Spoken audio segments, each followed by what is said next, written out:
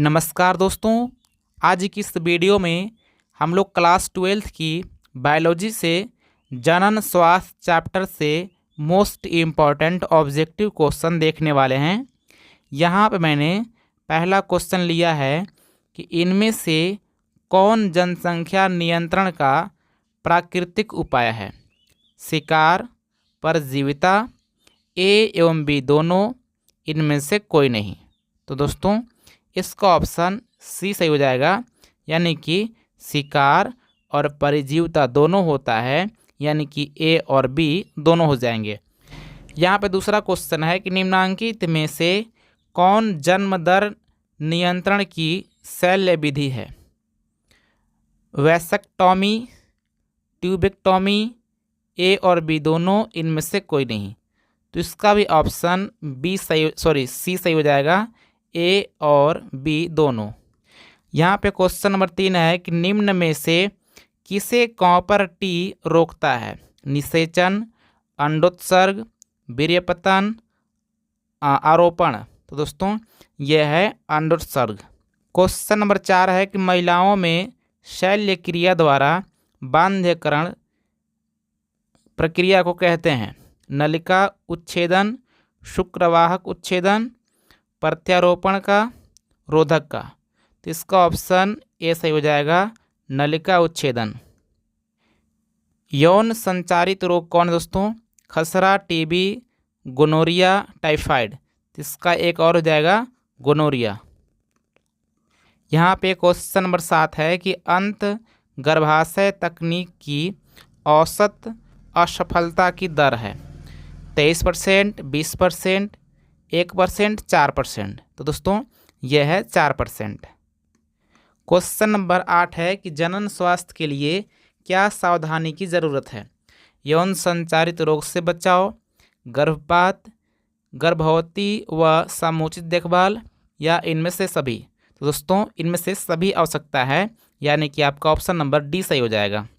यहाँ पे question number 9 है कि जनसंख्या विस्फोट का परिणाम है? आय में ह्रास, भूमि का ह्रास, खनिज का ह्रास, इनमें सभी? तो दोस्तों इनमें सभी हो जाएगा। यहाँ पे क्वेश्चन नंबर 10 है कि जनसंख्या नियंत्रण के लिए हार्मोनल गर्भ निरोधक गोली पर्याप्त है? माला डी, माला एन, सहेली, इनमें सभी? तो दोस्तों इनमें से सभी हैं दोस्तों इनमें सभी कहते हैं। आप लोग पढ़ लीजिएगा ठीक ठाक से। क्वेश्चन नंबर 12 है कि निम्नलिखित में कौन यौन संचारित रोग है? तो ये दोस्तों टाइफाइड, हैजा, मलेरिया। तो ये तो तीनों नहीं होता दोस्तों, तो बाकी ये बच गया, तो यही होता है सिफिलिस।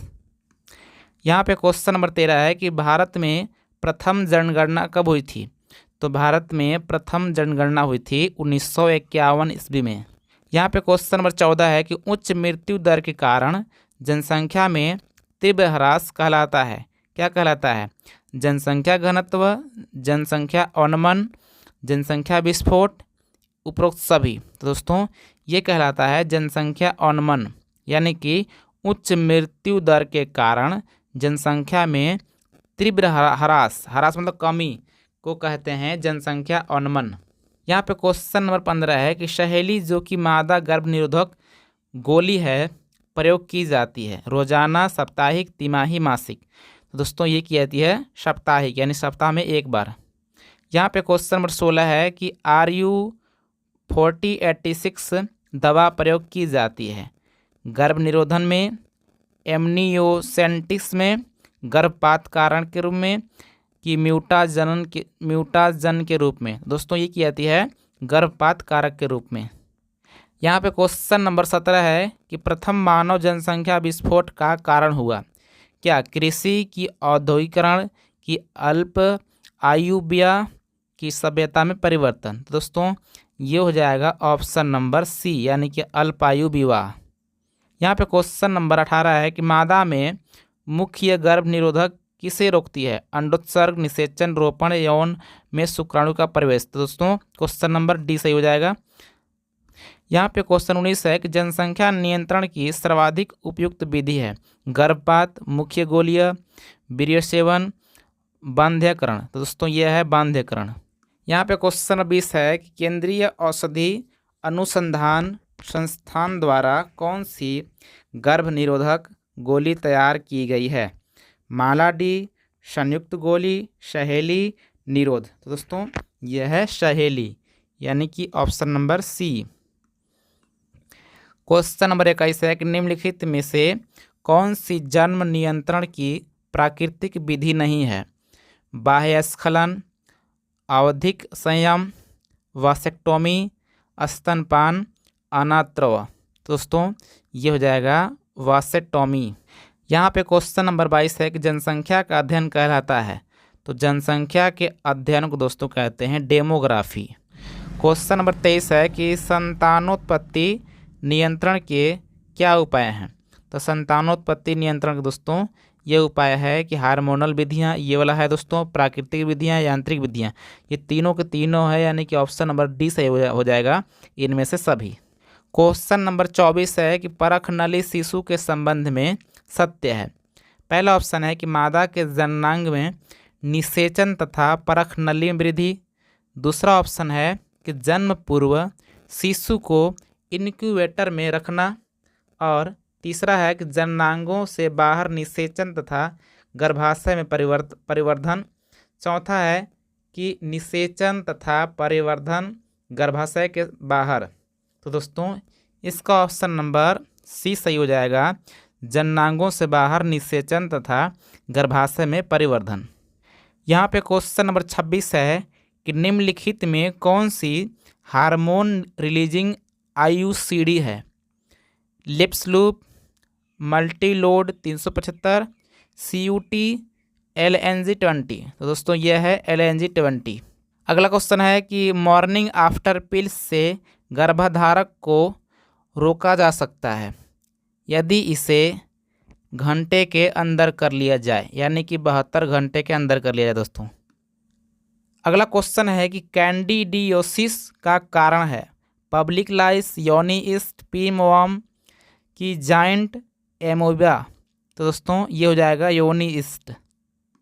अगला क्वेश्चन है कि नर में एड्रोपास किससे समतुल्य है?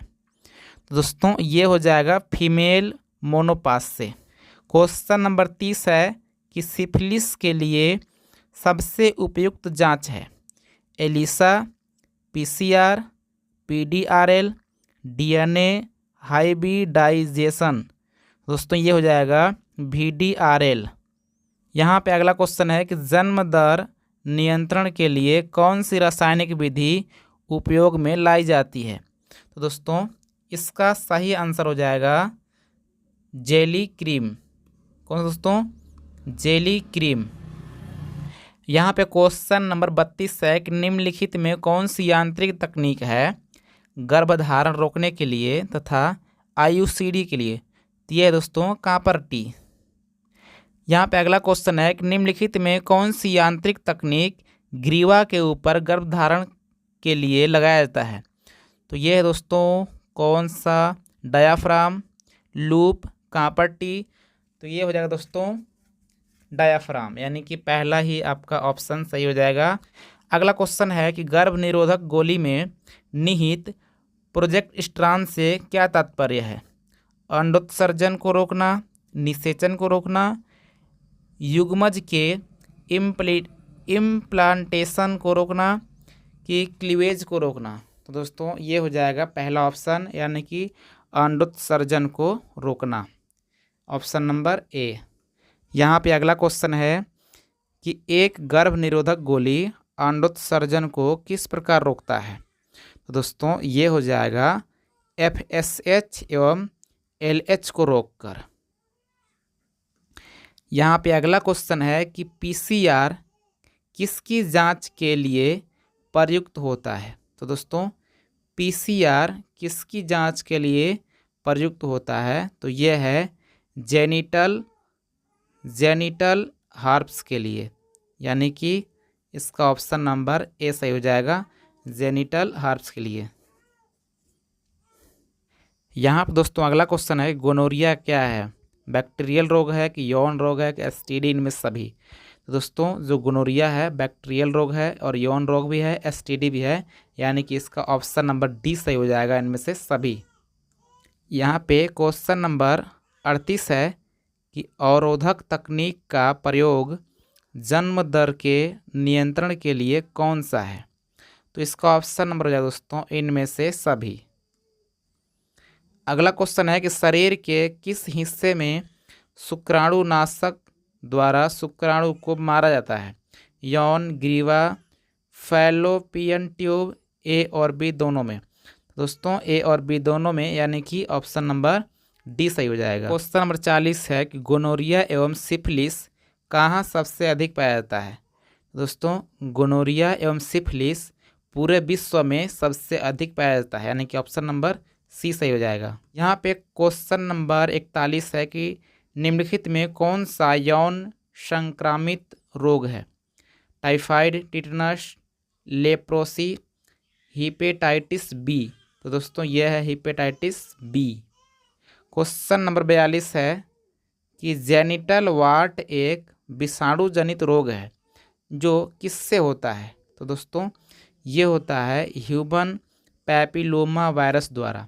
अगला क्वेश्चन है कि भारत में परिवार नियोजन कार्यक्रम कब आरंभ हुआ था?